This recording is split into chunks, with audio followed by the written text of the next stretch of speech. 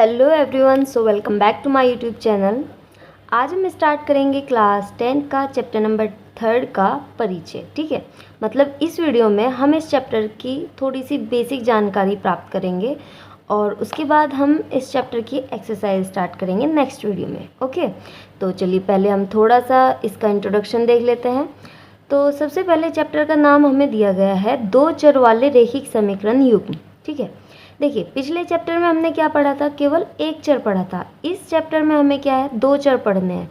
और चर मैंने आपको बता रखा है, चर क्या होते हैं। देखिए चर हमारे होते हैं एक्स वाई जेड को आप क्या कहते हो, चर कहते हो। ठीक है, और अचर हमारा क्या होता है, अचर हमारे होते हैं 1 2 3, ये सब क्या होते हैं, हमारे अचर संख्याएं होती है। ठीक है, अब देखिए पिछले चैप्टर में हमने केवल एक चर का यूज़ किया था, मतलब समीकरण हमारी क्या होती थी, केवल एक चर में होती थी, द्विघात समीकरण। ठीक है, तो इस चैप्टर में हमें क्या करना है कि दो चर हमें लेने हैं। जैसे कि अगर मैं लूँ x प्लस के वाई प्लस 2 इक्वल्स टू 0। ठीक है, तो इस इक्वेशन में आप देख सकते हो, इस समीकरण में आप देख सकते हो कि आपको दो चर नज़र आएंगे, एक x है और दूसरा y है। जो हमारा पिछला चैप्टर था उसमें क्या होता था कि आपको इस तरीके से इक्वेशन दे दी जाती थी, x square plus 2x plus 1। ठीक है, तो मतलब यहाँ पे आ जाएगा 3। ठीक है, ऐसी कोई भी एक इक्वेशन ले लीजिए। तो जैसे ये समीकरण है आपको दी गई है, इसमें क्या है, केवल एक चर यूज़ किया गया है। लेकिन इस समीकरण में आप देखोगे इसमें दो चर यूज़ किए गए हैं। तो यहाँ आप चैप्टर के नाम से समझ सकते हो कि दो चर वाले रैखिक समीकरण। अब रैखिक समीकरण समझते हैं, दो चर, आई होप कि आपको समझ में आ गया होगा। दो चर यानी कि दो चर हमें लेने हैं। और रैखिक समीकरण का मतलब क्या है, देखिए मैंने आपको पिछले चैप्टर में बताया था, रैखिक का मतलब क्या होता है, जिसकी हाईएस्ट पावर 1 होगी। कोई भी समीकरण है, अगर आप यहाँ पर देखिए, यहाँ पर अगर हमारा x की पावर 2 ना हो करके केवल 2x प्लस 3 होता, तो ये कैसी एक समीकरण थी, ये रैखिक समीकरण थी, क्योंकि x की हाईएस्ट पावर क्या होती, यहाँ पर 1 होती। तो ऐसे ही आप इस समीकरण में देख सकते हो, यहाँ पर x और y की हाईएस्ट पावर क्या है, 1 है केवल। तो इसलिए ये क्या कहलाएगा, रैखिक समीकरण युग्म। ठीक है, तो दो चर का रैखिक समीकरण युग्म। अब इस चैप्टर में आपको क्या समझना है, आपको इक्वेशंस को सोल्व करना है। ठीक है, अब वो कैसे करेंगे वो मैं अभी आपको बताऊंगी। और दूसरा, आपको इसके हल निकालने हैं समीकरण के। एक तो ग्राफीय विधि से निकालेंगे और दूसरा हम दो विधि और यूज़ करेंगे, वो आपको मैं इसी में समझाऊंगी। ठीक है, तो चलिए स्टार्ट करते हैं। सबसे पहले अगर हम ग्राफीय विधि के द्वारा समझे, कौन सी विधि के द्वारा, ग्राफीय विधि के द्वारा, ग्राफीय विधि से हम कैसे समीकरण को हल करते हैं। तो देखिए ग्राफीय विधि में हम क्या करते हैं, हमें दो पॉइंट समझने चाहिए। पहले तो एक होगा हमारा संगत, ठीक है, और दूसरा होगा हमारा असंगत। अब संगत और असंगत से आप थोड़ा सा अंदाज़ा लगा सकते हैं। संगत का मतलब होता है इसका या तो हल इसके अनेक हल हो सकते हैं, या फिर केवल एक हल तो अवश्य इसका होगा। ठीक है, इसमें क्या होगा, एक हल तो हमारा ज़रूर होगा। कोई भी हम जब दो इक्वेशन को सॉल्व करेंगे तो उसमें हमारा एक हल ज़रूर निकल के आएगा। एक हल या इसके क्या हो सकते हैं, अनेक हल हो सकते हैं। ठीक है, अब असंगत का मतलब क्या है, अभी देखिए आपको हल समझ में नहीं आ रहा है होगा, लेकिन जब हम क्वेश्चन को मैं भी आपको करके दिखाऊंगी तब आपको समझ में आ जाएगा कि मैं हल से क्या बताना चाहती हूँ। ठीक है, इस समय आप समझिए कि संगत का मतलब होता है कि या तो इस समीकरण का एक हल होगा या फिर इसके अनेक हल होंगे। दूसरा है असंगत। असंगत का मतलब है कि कोई भी हल नहीं होगा, इसमें कोई हल नहीं होगा। ठीक है, तो देखिए इसका है कि कोई हल हमारा नहीं होगा, ये याद रहेगा। असंगत का मतलब कोई हल नहीं होगा और संगत का मतलब एक या अनेक हल तो इसके होंगे। ठीक है, और अगर अनेक भी नहीं है तो कम से कम एक हल तो इसका होगा ज़रूर। ठीक है, अब देखिए हम कोई दो समीकरण ले लेते हैं। मान लीजिए 2x प्लस के 1 y प्लस के 3 इक्वल्स टू 0, एक समीकरण ये ले ली। अब दूसरी एक समीकरण और, हम इस चैप्टर में हमेशा दो समीकरण हमारी ली जाएगी, क्योंकि हमें सॉल्व करनी होंगी तो हम दो समीकरण को लेकर ही सॉल्व करेंगे। ठीक है, तो एक समीकरण ये होगी, आपको क्वेश्चन में दे रखी होगी वो। ठीक है, तो दूसरी समीकरण हम ले लेते हैं 3x प्लस के 2y प्लस 4 इक्वल्स टू 0। तो इस फॉर्म में आपको समीकरण दी गई होगी। अब देखिए यहाँ पर ये जो x के साथ है इसे हम क्या मानेंगे, a1। ठीक है, a1x प्लस जो y के साथ होगा उसे हम क्या मानेंगे, b1y प्लस ये जो हमारी तीसरा पद यानी कि अचर पद जो होगा उसे हम क्या मानेंगे, c1 इक्वल्स टू 0।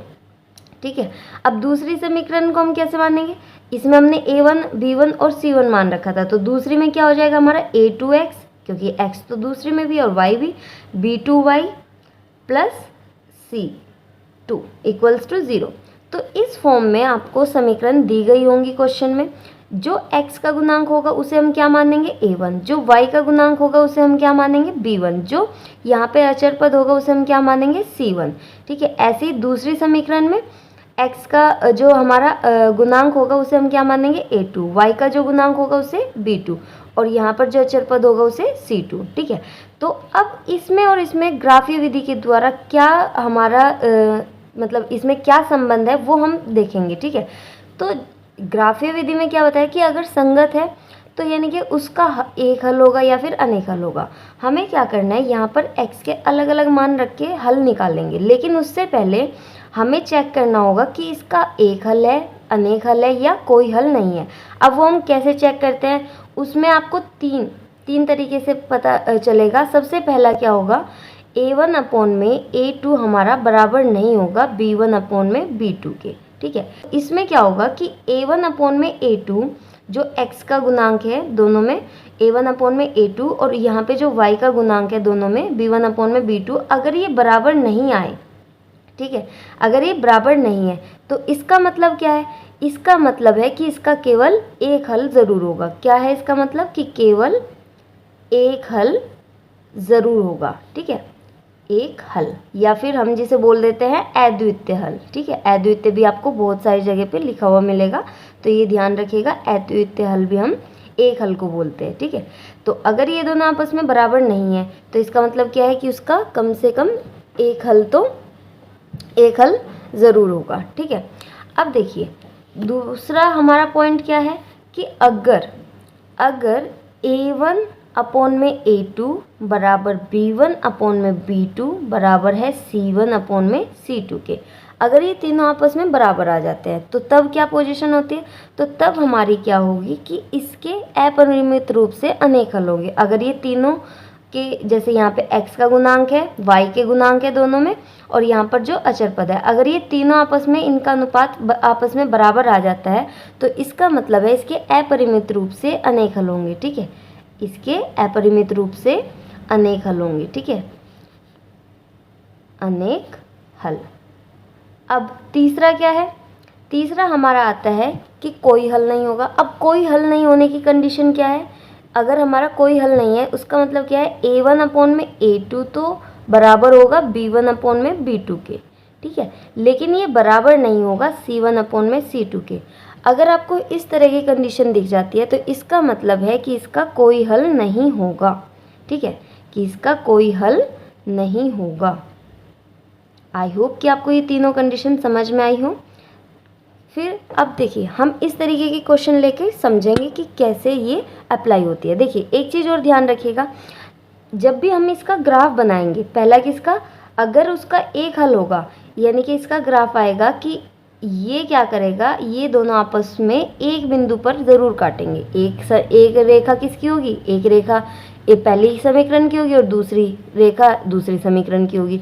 तो इन दोनों के जब हम पॉइंट्स कुछ मान अपनी साइड से रखेंगे तो उन मान को रखने पर ये दोनों रेखाएं, मतलब पहली समीकरण के मान और दूसरी समीकरण के मान जब हम ग्राफ पर रखेंगे तो उनके जो पॉइंट आएंगे वो पॉइंट, अगर उसका एक हल है, मतलब a1 अपॉन में a2 b1 अपॉन में b2 बराबर नहीं है, तो वो दोनों आपस में एक बिंदु पर ज़रूर काटेंगे। ठीक है, तो इसका ग्राफ कुछ इस तरीके से आएगा कि वो एक बिंदु पर काटेगी।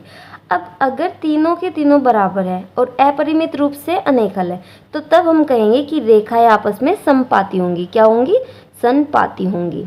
ठीक है, समपाती रेखाएं आएंगी। अब समपाती रेखाएं का मतलब क्या है, समपाती रेखाएं का मतलब है कि अगर जो बिंदु पहली समीकरण के वही बिंदु इस पर भी आए, मतलब एक ही रेखा पर ये दोनों आ जाएंगे। ठीक है, मतलब दोनों रेखाएं हमारी क्या होंगी, सेम होंगी, x के पहली समीकरण की भी और दूसरी समीकरण की भी, अगर तीनों बिंदु, इसके तीनों बिंदुओं का अनुपात समान है। मतलब A1/A2, B1/B2, C1/C2 अगर तीनों बराबर हैं तो उनकी रेखाएं समपाती रेखाएं आएंगी। और अगर A1/A2 बराबर नहीं है B1/B2 के, तो उसकी रेखाएं ऐसी आएगी कि मतलब केवल एक बिंदु पर काटेगी, यानी कि प्रतिच्छेद करती हुई रेखा होगी। प्रतिच्छेद करती हुई रेखा हमारी ग्राफ पर बनेगी। आई होप कि आपको समझ में आ रहा होगा, ठीक है। रेखाएं होंगी। अब अगर कोई हल नहीं है तो उसमें हमारी रेखाएं कैसी आएंगी? उसमें हमारी रेखाएं एक दूसरे के समांतर आएंगी जब हम ग्राफ पर बनाएंगे। वो किसी भी दिशा में हो सकती है, ठीक है। वो जब हम ग्राफ बनाकर देखेंगे तब हमें पता चलेगा। तो देखिए, एक उदाहरण के द्वारा हम इसे समझने की कोशिश करते हैं। सबसे पहले आपको क्या दिया गया है क्वेश्चन में कि ग्राफ द्वारा ज्ञात कीजिए कि समीकरण युग्म x माइनस के 2y इक्वल्स टू 0 और 3x प्लस के 4y इक्वल्स टू 20 संगत है, तो उन्हें ग्राफ द्वारा हल कीजिए। देखिए, क्वेश्चन में बोल दिया गया है कि संगत है, यानी कि असंगत का तो कोई काम ही नहीं है। संगत है इसका मतलब अगर हम क्वेश्चन सोल्व करेंगे तो उसका कम से कम एक हल तो होगा। अगर हुए तो अनेक हल भी हो सकते हैं, लेकिन अगर अनेक हल नहीं है तो कम से कम उसका एक हल तो ज़रूर होगा। अब आपको ये जो मैं बार बार बोल रही हूँ हल होगा, तो वो कैसे होगा चलिए देखते हैं। सबसे पहले जब भी आपको इक्वेशन दी जाए आपको क्या करना है, जैसे x माइनस के 2y इक्वल्स टू 0, ये आपको समीकरण दे रखी है, ठीक है।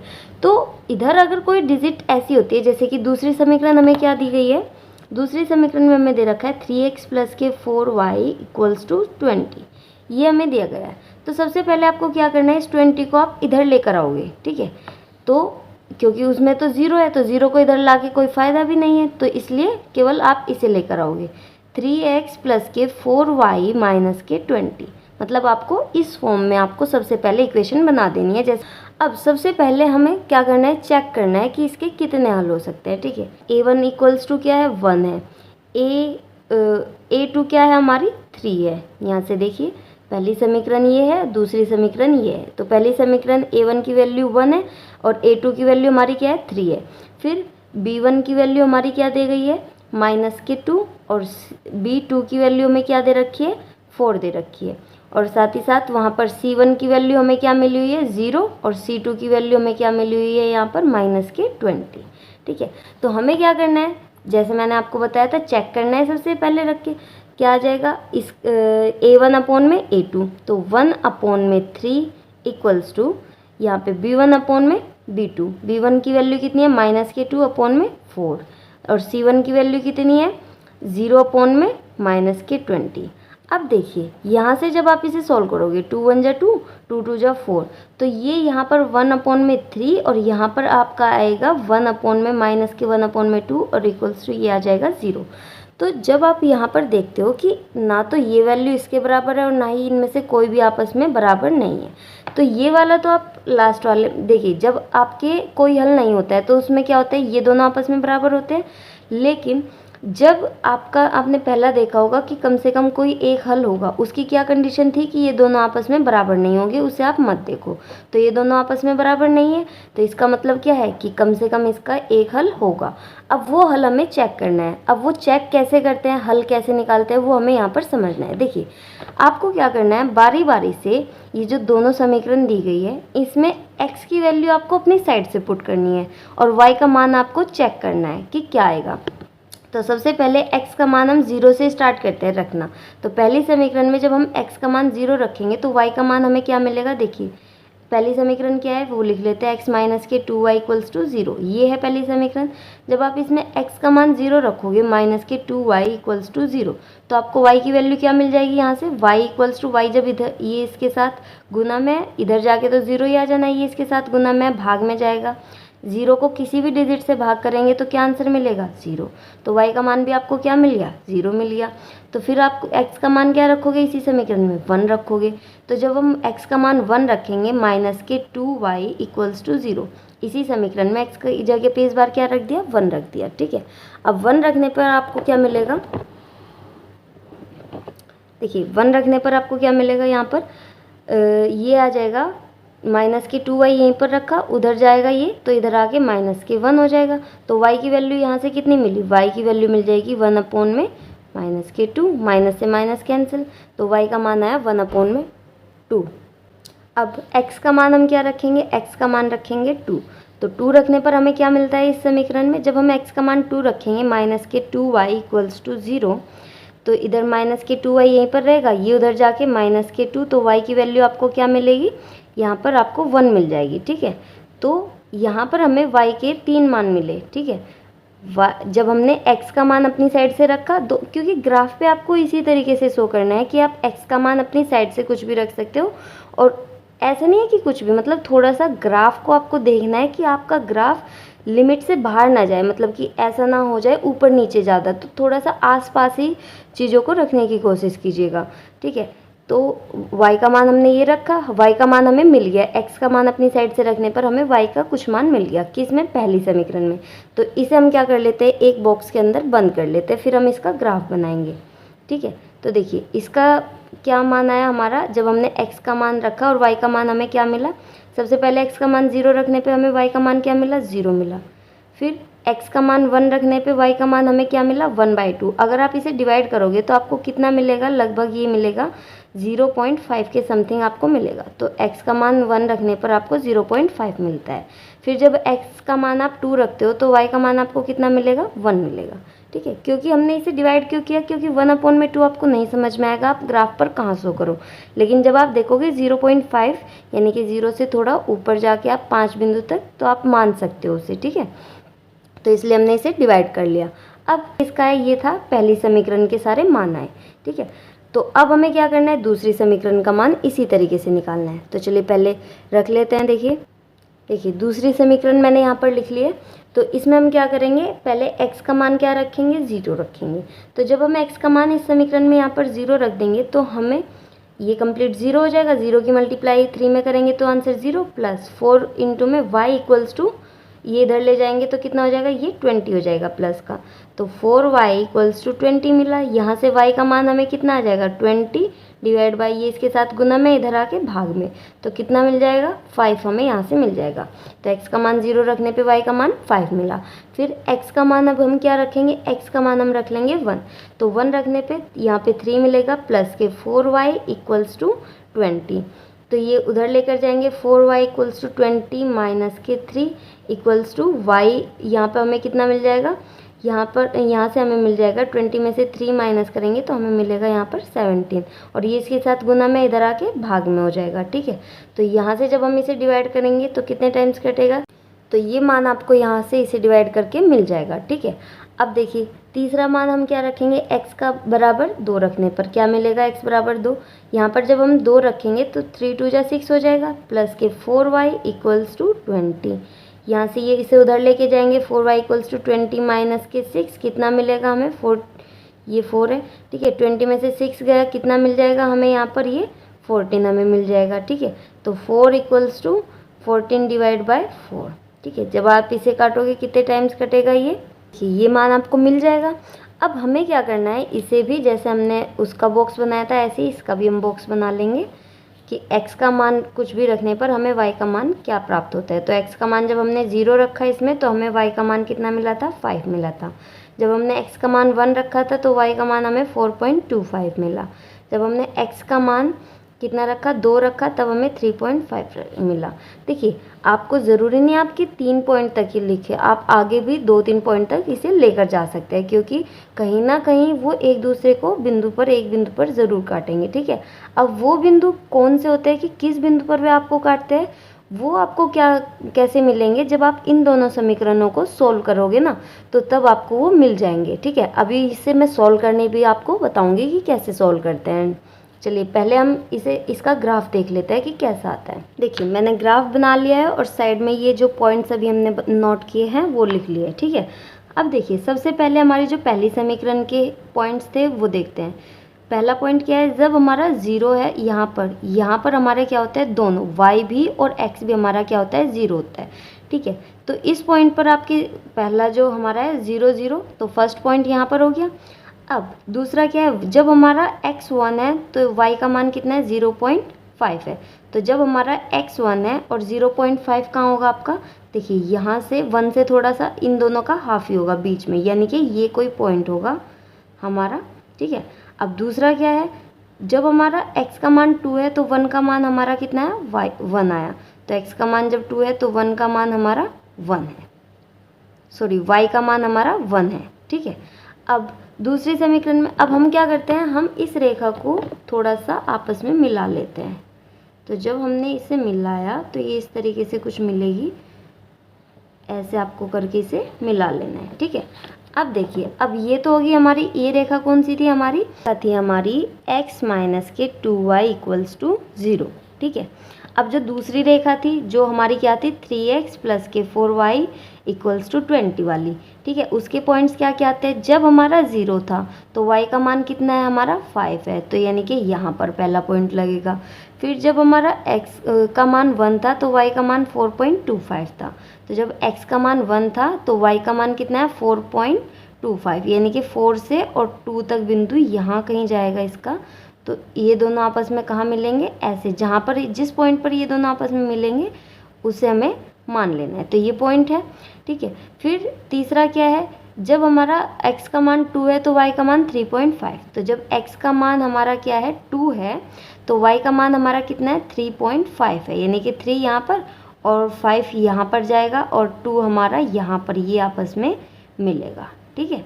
तो ये हमारा बिंदु इसका मिल गया, ये 2 और ये 3.5। देखिए 3 तो यहाँ पर बनेगा और 0.5 हमारा, यानी कि 3 का आधा यहाँ से जाके, तो इसका 4 के बीच का और इसके बीच का आधा हमारा यहाँ पे है, यानी कि 0.5। तो ये ऐसे जाके यहाँ पर इन दोनों का जो मिड पॉइंट है जहाँ पर ये दोनों आपस में मिलेंगे उसे हमने ऐसे मिला लिया। अब देखिए जो y के मान है उन सबको हम आपस में मिला देंगे, जो हमारी दूसरी समीकरण के आए, सॉरी, तो दूसरी समीकरण के मान हमारे ये आए, तो इन्हें हमने क्या किया, आपस में मिला दिया इस तरीके से। तो अब ये देखिए, आपको ये एक पॉइंट नज़र आ रहा होगा, यहाँ पर ये दोनों आपस में एक दूसरे को काट रही है, तो ये इस बिंदु पर जो भी ये बिंदु है, अब ये बिंदु हम कैसे निकालते हैं वो हम विलोपन और प्रतिस्थापन विधि से देखेंगे, ठीक है। लेकिन आप इस वक्त देखिए कि ये बिंदु क्या है आपस में, ये दोनों रेखाएं, ये वाली रेखा का, इस रेखा का नाम क्या था, इसे थोड़ा सा आगे बढ़ा के इसे भी नाम दे देते हैं। इस रेखा का नाम था हमारा 3x माइनस के 4y इक्वल्स टू 20, ये था हमारा इस रेखा का नाम, ये वाली जो रेखा है। और इस रेखा का नाम था x माइनस के 2y इक्वल्स टू 0, ठीक है। आप यहाँ पर इनके पॉइंट्स के नाम भी लिख सकते हैं। देखिए यहाँ पर इस पॉइंट का नाम क्या था 0,5, और इस पॉइंट का नाम, ये जो पॉइंट था इस पॉइंट का हमारा नाम क्या था, ये था 1। x का मान यहाँ पे देखिए, पहला जो होता है x का बिंदु लिखा जाता है और बाद में जो हमारा होता है वो y का मान। तो y का बिंदु हमारा क्या आया, जब हमारा ये हमारी दूसरी रेखा है ये वाली, तो जब 1 का था तो ये क्या था 4.25 था, और ये वाला जो बिंदु है ये था 2,3.5, ठीक है। और इसके ऐसे हम इसके पॉइंट्स लिख देंगे, इसके पॉइंट्स यहाँ पर थे। ये पॉइंट क्या था हमारा, यहाँ पर x का मान कितना था 2 था, हम वहीं से देख लेते हैं 2 था, और y का मान हमारा 1 था। यहाँ पर हमारा इस बिंदु पर x का मान कितना था 1 था और y का मान था 0.5, और इस बिंदु पर तो दोनों 0 0 थे, तो यहाँ पर लिखने की ज़रूरत नहीं है। तो देखिए ये दोनों ने आपस में क्या किया, एक बिंदु पर काट दिया, तो ये इसका ग्राफ है, ठीक है। ये बिंदु आपको इसमें बता भी सकते हैं आप, जब आपको विलोपन विधि आ जाएगी और प्रतिस्थापन विधि आ जाएगी तब आप ये पॉइंट जहाँ पर ये काटेंगे वो निकाल सकते हैं, ठीक है। अभी इसके बाद मैं आपको वही समझाऊंगी। इस वक्त आपको ये समझ में आ गया होगा कि ग्राफ किस तरीके से बनता है। तो जैसे मैंने बताया था कि इसका एक हल होगा, यानी कि ये किसी एक बिंदु पर एक दूसरे को प्रतिच्छेद करेंगे, तो यही है इसका एक हल, ठीक है। यानी कि ये दोनों एक दूसरे को इस बिंदु पर प्रतिच्छेद करेंगे। तो इस तरीके से आपको ग्राफ निकालना है। देखिए अब हम समझेंगे रेखिक समीकरण युग्म को हल करने की बीजगणितीय विधियाँ। तो दो विधि है, प्रतिस्थापन विधि और विलोपन विधि। इससे पहले ग्राफ्य विधि हमने समझी। ग्राफ्य विधि में क्या हुआ कि हमें x का मान अपनी साइड से कुछ भी रख के y का मान प्राप्त करना है, और फिर उसे हमें क्या करना है, ग्राफ पे दर्शाना है, उस मान को ग्राफ पे रखना है, ठीक है। और उसके एक हल होंगे या अनेक हल होगा या कोई भी हल नहीं होगा, उसे हमें कैसे समझना है, उसे हमें जो मैंने आपको 3 पॉइंट समझाए उससे समझना है, ठीक है, कि उनके जो गुणांक होते हैं वो अगर आपस में बराबर होते हैं जैसे भी है, ठीक है। अब देखिए सबसे पहले प्रतिस्थापन विधि हम समझते हैं। तो ये हम क्या करेंगे, एक उदाहरण के द्वारा सेम उदाहरण लेंगे दोनों में, उससे हम दोनों विधियां समझेंगे। जैसे कि मान लीजिए एक है हमारा x प्लस के 2y इक्वल्स टू 19। ठीक है, एक समीकरण हमें ये दे दी और एक समीकरण हम ले लेते हैं माइनस के x प्लस के 2y इक्वल्स टू ये आ जाएगा 1। ठीक है, ये हमने ले ली दूसरी समीकरण। ठीक है, दो समीकरण हमने ले ली। अब इन दोनों इसी समीकरण को, ये हमारा मान लीजिए एक उदाहरण है। ठीक है, इसी उदाहरण को हमें प्रतिस्थापन से भी सॉल्व करना है और विलोपन से भी। तो प्रतिस्थापन से देखिए दोनों का मान सेम आएगा, प्रतिस्थापन में भी और विलोपन में भी। x और y का जब हम मान निकालेंगे तो वो सेम आएगा, लेकिन करने का क्या तरीका है, स्टेप वाइज हम समझेंगे। सबसे पहला जो स्टेप है प्रतिस्थापन विधि का, पहले मैं बता रही हूँ आपको प्रतिस्थापन विधि। तो प्रतिस्थापन विधि में क्या होगा कि हमें क्या करना है, दोनों समीकरण में से किसी भी एक समीकरण से क्या करना है कि x का मान निकालना है। सबसे पहला स्टेप क्या है कि x का या फिर y का, आप y का भी निकाल सकते हो, x या y में से किसी एक का मान निकालना है। तो कैसे निकालना है, देखिए पहली समीकरण में से x का मान निकाल लेते हैं। पहली समीकरण क्या है, x प्लस की 2y इक्वल्स टू 19। यहाँ से जब हम x की वैल्यू निकालेंगे तो कितनी आएगी, इधर 19 है, ये इधर प्लस का, इधर आके ये आ जाएगा माइनस के 2y। ठीक है, तो ये हमने x का मान निकाल लिया। सबसे पहला स्टेप, कोई सी भी एक समीकरण में से x या y का मान निकालना।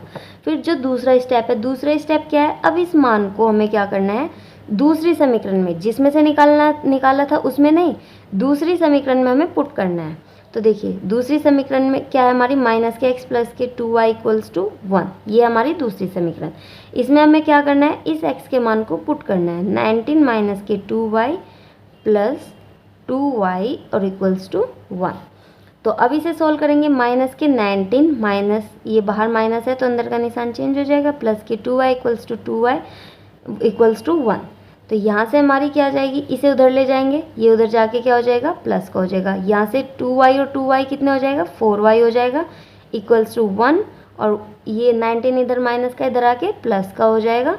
ठीक है, अब इन दोनों को जोड़ेंगे तो कितना आ जाएगा हमारा, 19 और 1 20। ठीक है, तो y का मान हमें क्या मिल जाएगा, 20 डिवाइड बाय 4। तो कितना मिला y का मान, हमें 5 मिल जाएगा। तो y इक्वल्स टू 5। तो अब ये जो y का मान हमें यहाँ से मिला है, अब इस y का मान को क्या करना है, हमें जो हमने x का मान निकाला था उस x के मान में वहाँ पर y का मान रख देंगे तो हमें x का मान मिल जाएगा। तो देखिए कितना है, x बराबर क्या हो जाएगा, तीसरा स्टेप है ये। ठीक है, पहला स्टेप क्या था कि कोई सी भी एक समीकरण से x या y का मान निकालना। फिर दूसरा स्टेप क्या था, उस x या y के मान को समीकरण 2 में रखना। ठीक है, फिर वहाँ से हमें सॉल्व करने पर क्या मिलेगा, किसी भी एक चर का मान हमें मिल जाएगा। जैसे यहाँ पर हमने x का मान चूज़ किया था कि x का मान रखना है, तो x का मान रखने पर हमें y का मान प्राप्त हो गया। अब इस y के मान को हमें वहाँ पर रखना है, x जो हमने, जहाँ पर हमने x का, आप कोई सी भी समीकरण में से रख के भी निकाल सकते हो, और हम लेकिन यहाँ से इजी पड़ जाएगा इसलिए हम क्या कर रहे हैं, यहाँ से रख रहे हैं। तो 19 माइनस के 2y, 2 इंटू में y की वैल्यू में डायरेक्ट रख रही हूँ 5 है, तो 19 माइनस के 5 2 जा 10। तो y का मान कितना आ जाएगा, x का मान कितना आ जाएगा, यहाँ से 9 आ जाएगा।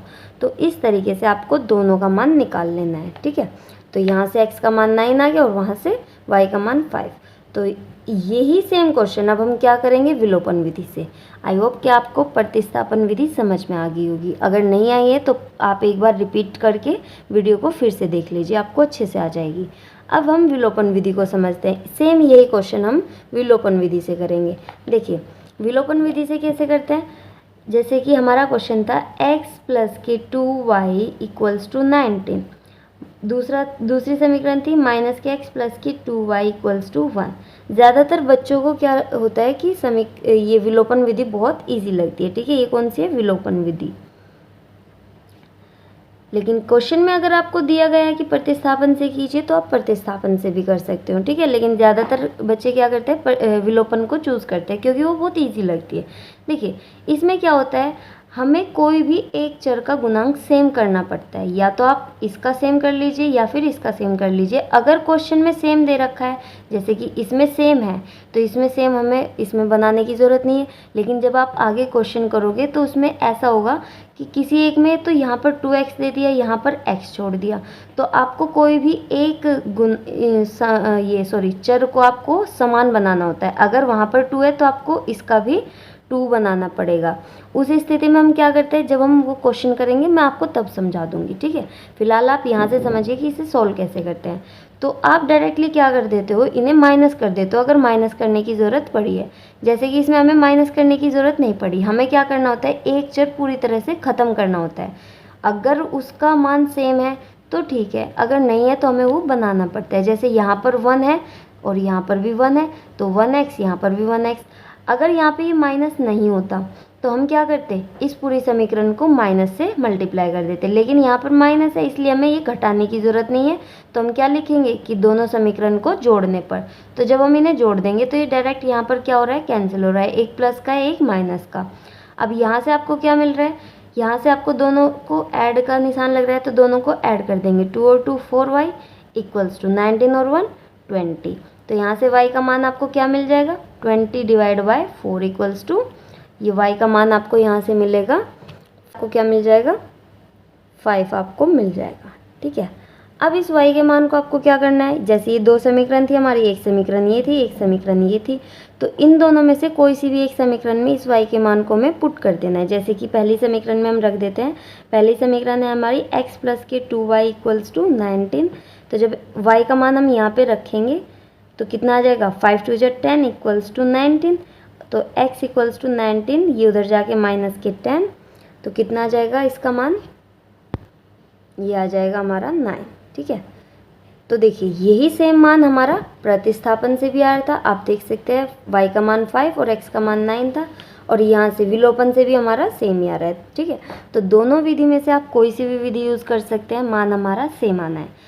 तो मैंने इस चैप्टर की बेसिक आपको बता दिया है। अब इस चैप्टर वाइज हम एक्सरसाइज करेंगे नेक्स्ट वीडियो में, और फिर हम एनसीईआरटी वाइज भी इस चैप्टर की एक्सरसाइज करेंगे, ठीक है। आपके सारे डाउट्स उन एक्सरसाइज में क्लियर हो जाएंगे जो भी हैं। तो प्लीज़ अगर आपको मेरी वीडियो पसंद आई हो तो प्लीज़ मेरी वीडियो को लाइक शेयर कीजिएगा और चैनल को सब्सक्राइब करना मत भूलिएगा। मिलते हैं आपसे नेक्स्ट वीडियो में।